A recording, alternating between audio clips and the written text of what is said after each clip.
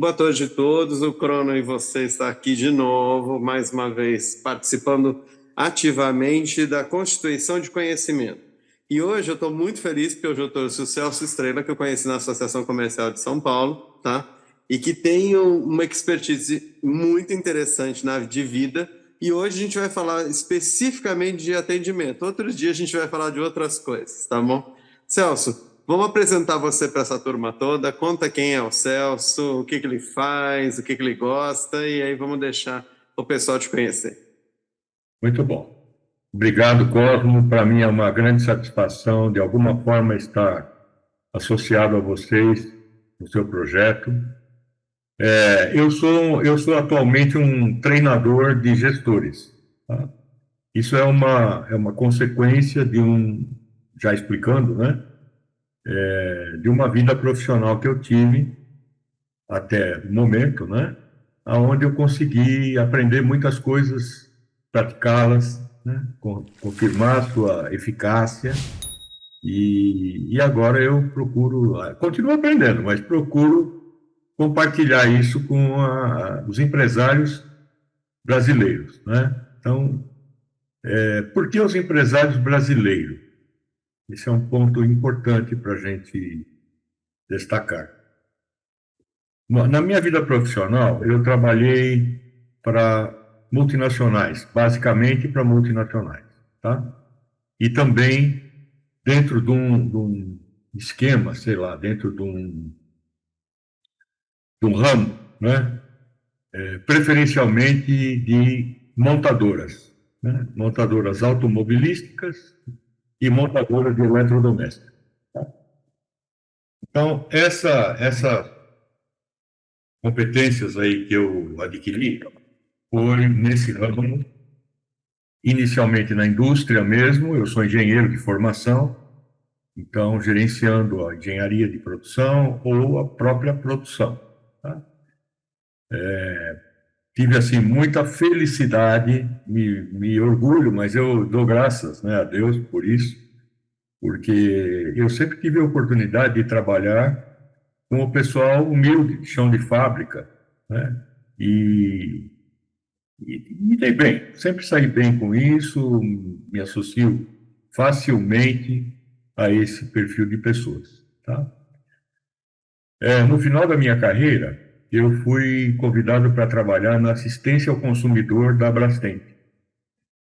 Então aí eu saí da fábrica e fui para uma área mais, ainda técnica, mas mais comercial e de gestão, por conta dos serviços autorizados, que são pequenas empresas, normalmente empresas de um dono, né, e seus familiares e alguns empregados. E esse dono normalmente era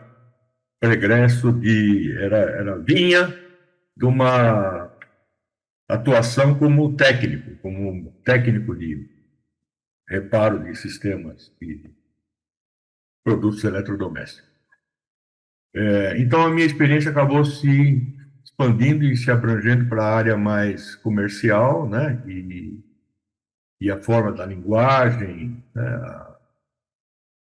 Enfim, o reconhecer que as pessoas são diferentes e têm princípios diferentes, porque senão você fica só, é fábrica, né? Então, não, é fábrica, eu vou tranquilo, não, eu tenho que ter uma experiência mais abrangente. E isso aconteceu, graças a Deus. Quando eu me aposentei, em 2001, eu comecei a trabalhar por minha conta, e aí vem uma situação muito importante, né? Um fato muito importante. Eu conheci o Sebrae, eu não conhecia o Sebrae. O Sebrae já existia há muitos anos, mas eu nunca tinha tido contato. Eu sempre tive contato com o Senai e o Senac, mas o Sebrae não conhecia. E eu fiquei fascinado quando eu conheci o Sebrae por conta da metodologia, sabe? A forma como o aprendizado era conduzido, né? Muito diferente. Eu dei aula há 22 anos na FATEC, né? Assim, à noite. Era um trabalho paralelo, né? E, e a minha experiência de dar aula, tá? ela ajudou, mas não era diferente. Eu senti que dar um treinamento para gestores de empresa, né, para donos de pequenos negócios, é muito diferente que dar aula, né? Tem que ser muito mais prático, muito disso, implantação imediata, né? As necessidades têm que ser atendidas rapidamente. Então, menos profundidade, né? Mas mais prática para implantação, para obter resultado. E isso é o que em 2010 o Sebrae suspendeu a contratação de consultores externos, né? E eu passei a trabalhar, montei a Criacorp, que é a minha empresa agora, e eu passei a trabalhar por minha conta. Atendi durante 4 anos um programa chamado 10 mil mulheres, executado pela Fundação Getúlio Vargas, aqui em São Paulo, e pela Fundação Dom Cabral, em Minas. Então, nesse projeto, eu dava consultoria para um grupo de mulheres que faziam lá os cursos. Em resumo, Cosmo, se eu tivesse que me definir, eu diria que eu sou muito bom para poder passar para as pessoas e implantar nas empresas as práticas de gestão eminentemente da qualidade total, que é a minha especialidade, mas que envolve planejamento estratégico, atendimento ao consumidor, ao cliente, processo, mapeamento e otimização de processo, layout, enfim.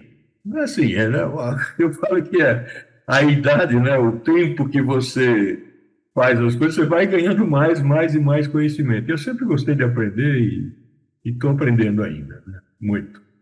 Acho que eu consegui dar uma definição. Desculpe a demora. Não, eu adorei. E principalmente porque isso mostra muito a ligação que você comentou, né? Porque desde o começo a gente tem se dado bem nas conversas, porque você acredita muito que o Crono acredita, que é nesses treinamentos em práticos, talvez não sejam tão profundos, mas assim, eles são bem colocados exatamente para quem está empreendendo, tá? Concordo com você sobre o Sebrae, eu estou trabalhando com eles há algum tempo e também a gente está muito feliz com essa parceria, tá? E concordo que o mundo mudou. Então, hoje a gente tem uma facilidade de falar com as pessoas sobre empreender muito maior do que algum tempo atrás. E principalmente, você falou umas coisas muito importantes para o Crono que eu acho que a gente vai até pedir para você falar um pouco mais, tá? Tá bom. Que, assim, as empresas no Brasil fecham muito rápido, talvez porque elas não tenham apoio para fazer um planejamento adequado, um apoio para que ela entenda o que é uma empresa e para que ela não entenda que existe um tempo de maturação para uma empresa, que você não vai ficar rico do dia para a noite, tá? Se você puder falar um pouco disso, antes da gente falar propriamente de atendimento, mas eu acho que a entrevista com a gente é assim mesmo, a gente vai andando conforme a música. E eu acho que seria muito bom as pessoas ouvirem isso, porque é o momento certo da gente falar com esse empreendedor que está ouvindo a nossa entrevista. Por quê? Porque ele é o nosso fim. Ele é aquela pessoa que a gente quer que entenda que vai dar certo, só que no tempo certo, né? Conta um pouco para a gente de como você enxerga isso. Você pegou um aspecto muito interessante. Meus temas, né? Eles são bastante ligados à parte de administração, né? Administração da produção e administração em geral, né? Então, por isso que o meu foco são os gestores, tá? A parte técnica, ela fica restrita às técnicas que eu pratiquei, que eu aprendi e pratiquei na vida, que estão relacionadas à qualidade total, né? Melhoria de qualidade, melhoria no atendimento ao cliente, né? Nos processos, basicamente, tá? Agora, pegando um pouco mais especificamente esse assunto, né? O que eu aprendi com o Sebrae, e depois atendendo as moças, né, na FGV, moças mais com delicadeza, né? Que tem de todas as idades, né? Que o empreendedor, eu estou falando do Sebrae, mas na Brastemp também o serviço autorizado, como eu disse, é uma empresa basicamente familiar, e que o dono da empresa ele é egresso era, né, pelo menos, egresso da função de técnico de eletrodoméstico, tá? Então, ninguém tinha curso, ou tem, né? A maioria dos empreendedores não tem curso de administração e nem tem uma experiência como administrador, né? Como gerente de uma empresa comercial, uma empresa grande, tá? Enfim, né? Então, a pessoa sabe fazer aquilo que ela faz, tá? Então, ela não sabe gerir. E aí eu me atrevi, né, recentemente, a criar um programa, um trabalho, um cursinho, um treinamento, que eu estou chamando de Fimples, Finanças Simples, né? Por quê?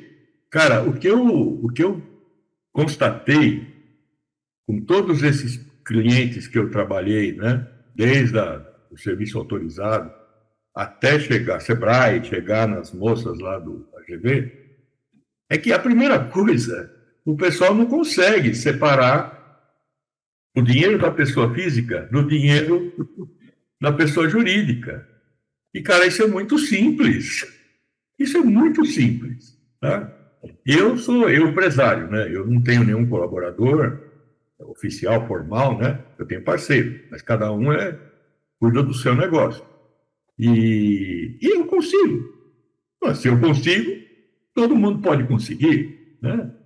É só abrir uma outra conta bancária e tomar cuidado para não misturar as coisas. Porque começa daí. A pessoa não consegue. Você falou uma palavra muito importante, viu? Você falou dinheiro, né? Eu não sei por que existe esse mito, né, de que o empresário é rico. Não, não é por aí. Alguns empresários são ricos, sim, com certeza, mas não são todos. Não é uma constante do empreendedor ou do empresário. Não é. Tá? Então, precisa aprender, sim, a trabalhar com finanças. Saber quanto dinheiro você está ganhando, quanto você está gastando, para ver se o negócio é viável. E isso dá para fazer sem nenhum programa sabe, um aplicativo. Não precisa, cara. É simples demais. Tá? É muito simples. Estou falando de pequenas empresas, tá? Esse é o campo que eu estou me referindo, tá? Então, não precisa ter sistema, nada disso. Tem que fazer, controlar, né? Até eu tenho um parceiro que ele gosta muito de falar, Cosmo, não sei se você é desse tempo, eu fico muito, assim, surpreso quando ele fala assim para o cliente, né? Fala assim, não, é papel de pão e lápis. Pega um pedaço de papel de pão, né? Faz tanto tempo que não tem papel de pão, né? Você chegou a pegar isso? Você ia comprar Sim. uma bengala, um pilão, e aí embalava num papel craft, fininho, né? Então, assim, mas ele tem razão, é muito simples, é muito simples. E aí o pessoal cai nessa coisa de, não, você precisa adquirir um sistema, um CRM, porque ele vai te fazer isso, aquilo, aquilo, aquilo. E o que a gente enxerga na prática? Não estou generalizando, mas em muitos casos, eu tenho constatado, a pessoa tem um sistema, paga o sistema e não alimenta o sistema. Não alimenta o sistema. O sistema não serve para nada. Só serve para dar uma despesa e para o cara ficar irritado com o sistema. Entendeu? Não adianta. Uma vez eu me lembro que. Pode me brecar, tá? A hora que você achar, porque se eu vou engatando aqui, eu vou falando, né?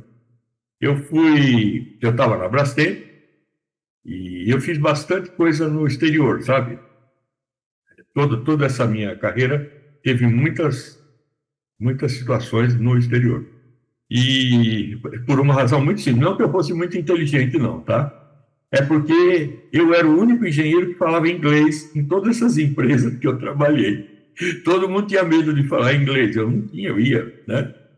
Então eu tive essa oportunidade que Deus me deu e eu aproveitei. Então, só para você ver, né, uma ocasião eu estava na Espanha, em Barcelona, que é uma região muito desenvolvida, né? E eu estava visitando um serviço autorizado lá da Espanha, Isso era mais ou menos, eu não lembro exatamente, mas eu acho era meio de mês, tá? Dia 18, dia 20, não sei. Era no meio do mês. E eu fiz a mesma pergunta que eu fazia para os autorizados aqui do Brasil, né? Aliás, esse negócio de autorizado foi maravilhoso, porque eu conheci o Brasil inteiro também, tá? E eu me surpreendi muito, tá? Muito. Porque você sai do eixo Rio-São Paulo e você encontra coisas muito boas. Muito boas. Não é demagogia, não, tá? Muito boas. No Nordeste, no Sul. É fantástico, tá? Enfim, aí eu perguntei para o dono do serviço autorizado espanhol, né? Era mais ou menos, sei lá, dia 20. Tá? Falei, tá, você tem controles aqui, né? Que você usa? Eu quero levar para o Brasil, né? Assim, sabe? Eu estou aqui na Espanha, eu quero aprender com você para levar para o, né? Você é primeiro mundo, né? Nós somos coitadinhos lá, né? Aí o cara falou assim, pode perguntar, tá, fica à vontade e tal. Tá bom. Falei, quanto a sua empresa faturou esse mês até hoje? Ele falou, bom, sabe, o sistema está com problema. Então eu não posso te responder isso agora, eu não sei. Nossa, que surpreendente, eu falei, né? Mas não, tudo bem, né? Então, assim, como que o empresário está no dia 20 do mês e não sabe quanto faturou? Ele não precisa saber em centavos, sabe? Esse é um outro ponto que eu acho muito importante. Você pega o jornalismo, né? Isso não é de agora, é sempre, tá? O cara diz lá, não, foi feito um estudo aí, 83,25% acontece isso, isso, isso. Cara, quando você tem 83%, não precisa pôr o 25%. É só Muito bom. complicar a vida de todo mundo. Tá? Isso aí não é ciência, não é laboratório, que você tem que saber. Né? Não, meu Deus. Mas isso acontece por quê? Porque esse pessoal também não tem noção, sabe? Não tem. É muito bom naquilo que faz, mas não consegue captar o que é ordem de grandeza, o que é importante, afinal. Né? Então, desculpa, eu já te falei, você me deu corda, eu vou mandando bala aqui, né? Então é isso, sabe? Conseguir fazer com que o empresário ele entenda que tem que fazer a gestão da empresa. Uma parte do trabalho dele tem que ser administrar a empresa dele. Isso significa controlar tudo o que acontece, controlar o dinheiro, controlar a matéria-prima, controlar os colaboradores, se ele tem colaboradores, né? Não só a presença, mas o desempenho dos colaboradores, treinar os colaboradores, incentivar, motivar, né? A mesma coisa com os parceiros comerciais, né? Então, uma empresa que não tem fornecedores confiáveis, ela vive no fio da navalha. Ela não sabe o que pode acontecer. Ela assume um compromisso com o cliente, mas ela não sabe se vai conseguir cumprir. Né? Enfim, é uma série de coisas que é difícil falar num instante assim. Eu gostei muito do posicionamento que você deu agora sobre o que é importante, tá? Eu tenho muito isso com as pessoas, que inclusive o exemplo que você citou para mim foi fundamental, os 83% e a pessoa fica se preocupando com a vírgula. Aí eu olho e falo assim, e você falou exatamente o que eu falo, mas para que você precisa da vírgula? Porque as pessoas me olham e falam assim, não, você é muito prático. Eu falei assim, gente, passou de 75%, na minha cabeça, ou por bem ou por mal, a coisa está feia, ou está muito boa. Então eu não preciso saber se é 76 ou se é 90, tá? Passou de 75, eu já começo a enxergar que ou está muito ruim ou está muito bom, e eu preciso ou cuidar muito, muito, ou eu posso dar uma relaxada. Então a gente começa a enxergar os números, tá? E eu acho que eu vou pedir para você falar um pouco mais disso, porque enxergar números, as pessoas têm mania de...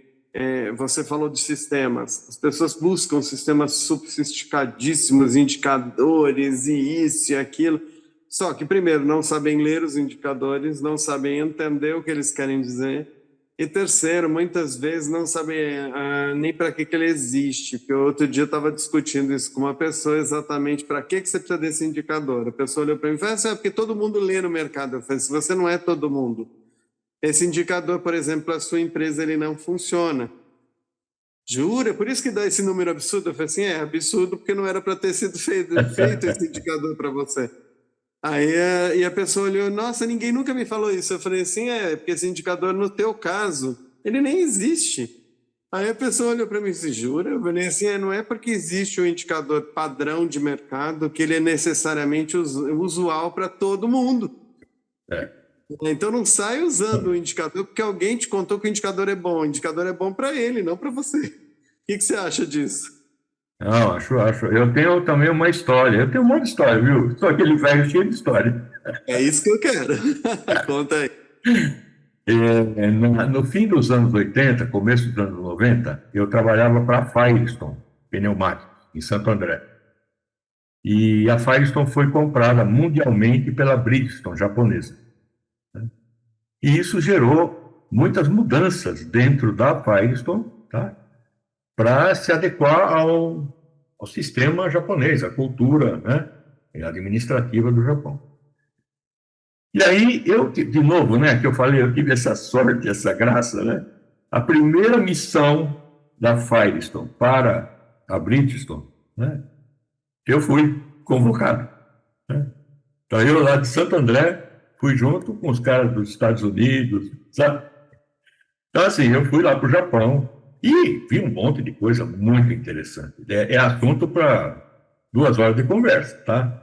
Mas você falou de indicadores, e aí eu me lembrei desse caso que aconteceu nessa viagem, né, entre outros, que eu, aqui no Brasil, na década de 70, né, nós começamos a praticar, a usar uma metodologia chamada controle estatístico do processo. Não sei se você já ouviu falar disso, tá? É uma coisa bem da produção, tá? O nome é CEP, né? A sigla é CEP, Controle Estatístico do Processo. Em poucas palavras, para que serve o controle estatístico do processo? Você mede, tá? Você escolhe uma variável, como você falou, que seja importante, não é qualquer uma. Não é, eu vou pegar essa porque essa é fácil de medir. Não. Você tem que pegar aquela que é realmente significativa para o teu processo, tá? Então, você pega essa variável e você vai fazendo uma coleta de dados, né? Tipo assim, ó, geralmente era assim. Você pegar 3 amostras de hora em hora.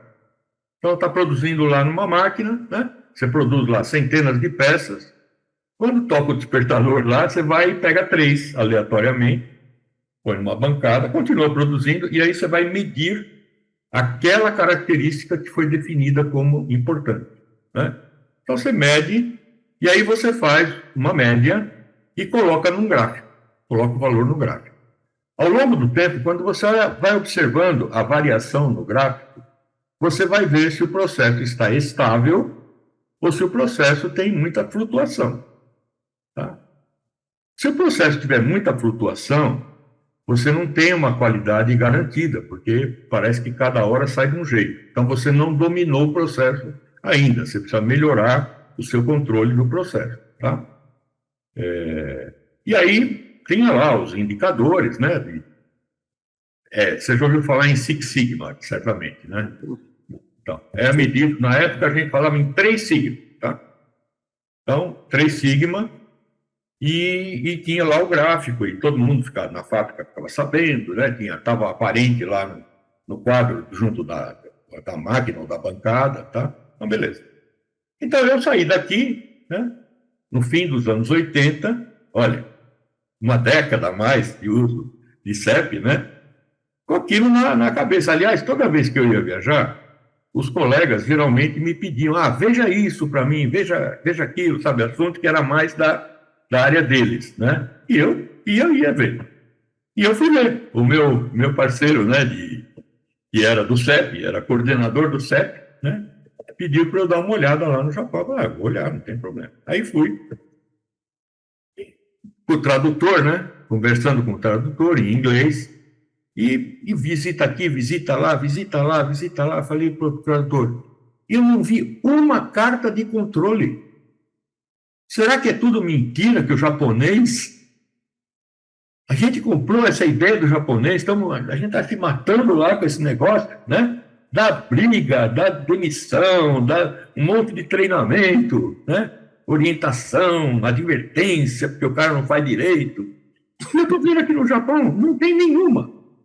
Ninguém usa isso. O tradutor falou, bom, eu não sou engenheiro, eu não sei, eu vou perguntar para o gerente da fábrica, né? E você sabe, né? E o pessoal todo sabe disso, dentro da cultura japonesa, a pessoa não muda de emprego, sabe? A pessoa começa naquela empresa e a vida inteira. E é uma coisa que para eles sei lá, um princípio, uma crença, né? Você não pode abandonar a empresa. A empresa está em primeiro lugar, né? Depois do Japão. E aí ele perguntou para o gerente lá, o gerente começou a sorrir, né? E olha só a resposta, que vai de acordo com o que você falou. Ele falou assim, a gente usou muito, mas o processo estando estável, a gente para de fazer, porque não precisa. Para que eu vou medir uma coisa, vou gastar energia medindo uma coisa que está sob controle? Mas ele falou, mas você quer ver você vai gostar. Falou para ele me falar, quer ver uma carta de controle? Eu tenho uma, quer ver? Ah, quero. Aí nós fomos para um laboratório, era borracha, né? Pneumático. Então tinha lá uma maquininha, como a gente tinha aqui também, né? Chama reômetro, que media uma característica da borracha, importante para o desempenho do pneu, né? Então ele mostrou para a gente lá, ele tinha, naquela máquina, ele tinha um sistema mecânico, né? Eletromecânico, que recolhia a amostra, fazia a medição e lançava o resultado no gráfico. Ou seja, o processo era totalmente automático, independente da presença de um ser humano. Tá? E aí ele mostrou a carta de controle e falou, tá vendo? É estável. A gente só tem essa aqui, não tem mais. Então é isso que você falou. Às vezes a pessoa está usando um indicador só porque falaram que não, você tem que ter indicadores. Como você não tem indicador? Tem que ter indicadores. Aí vai alguém lá avaliar para dar um empréstimo, para fazer um seguro, ou sei lá o quê, né? E cadê os indicadores? Né? Calma, calma. Né? Eu aprendi uma coisa lá atrás, quando eu era jovenzinho ainda, né? Nenhum controle pode custar mais caro do que o benefício que ele traz para a empresa. Vou repetir. Nenhum controle se justifica se ele não produzir resultados que paguem o controle e dê um lucro ainda. Tá? Então, é isso. Basicamente é isso. Indicador é muito importante. Eu tenho um treinamento de indicadores e metas. Exato, porque eu acho muito interessante a gente falar isso daí, porque assim, a gente está falando de anos 70, anos 80, anos 90, 2000, e a gente ainda está aqui falando a mesma coisa, e, assim, e a mesma coisa é muito viável. E conforme a tecnologia foi evoluindo, eu falo sempre isso, e a gente já falou meia hora junto, e aqui na internet a gente não pode passar muito meia hora, a gente marca de novo para continuar essa conversa. Sim. Mas assim, eu queria que você finalizasse me falando se você concorda comigo de que a tecnologia é fundamental hoje e ela traz assim muita coisa mastigada para a gente. Mas a gente tem a primeira coisa que é importante na tecnologia é o uso. Outro dia eu estava falando que para mim o futuro é as pessoas começarem a olhar a usabilidade das coisas. Então, por exemplo, indicador. Se a gente evoluiu tanto, tá, escolha só o que te serve, e só o que é necessário para você. Não fique inventando 300 indicadores. Às vezes eu não preciso nem fazer o indicador em si, eu posso simplesmente controlar o volume, controlar os custos, ou as partes, eu não preciso nem sequer usar um indicador. Tá? Por quê? Porque o processo, como você disse, está controlado. Então, é que as pessoas não entendem que isso que é o fundamento, que a informação ela se tornou conhecimento e aí ela chegou ao nível de saber, que a gente consegue usar aquilo com inteligência. Então, o que eu falo é assim, não precisa, o simples ainda é a grande sacada. Então, não precisa de um sistema sofisticado, tá, para fazer uma empresa dar lucro.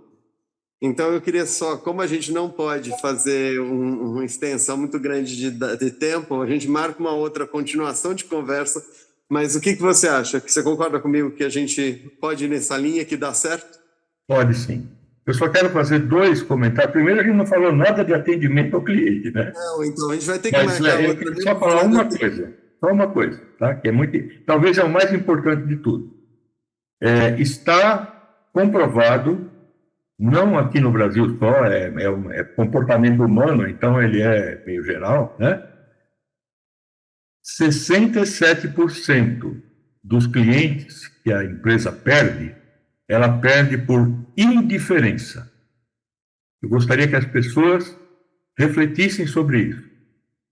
Agradar o cliente no acolhimento, em dar atenção, em levar em conta o que o cliente realmente precisa, né? Qual é a solução para ele, tá? É o mais importante. É mais importante, olha, eu vou falar uma coisa que é uma heresia, né, para um engenheiro, mas é mais importante até do que a qualidade do produto, do que a qualidade do serviço, tá? Não que não seja importante, é importante a qualidade, claro, e a gente tem que medir, tem que comprovar, tem que melhorar, mas não adianta, o que eu quero dizer, não adianta você ter um produto de altíssima qualidade se você não der atenção para o cliente, tá? Você vai afundar, não tem conversa. Então, e é muito mais barato, né? Você cuidar do atendimento. É só você ser humano e falar para os seus colaboradores que eles têm que atender bem, eles têm que ser amigos, entendeu? Isso é fundamental. Só isso que eu queria colocar para não perder a oportunidade. Eu adorei a nossa conversa. Eu vou realmente te ligar e a gente vai marcar uma nova, tá? Para a gente falar aí sim de atendimento, tá? Tá bom. Ao pessoal aqui de casa, eu peço para vocês se inscrevam no canal. Se gostarem do nosso bate-papo, coloquem um joinha e nos acompanhem. A gente vai voltar a falar com o Celso de atendimento, tá? Mas eu tenho certeza que vocês gostaram da conversa. Um abraço e até a próxima. Obrigado.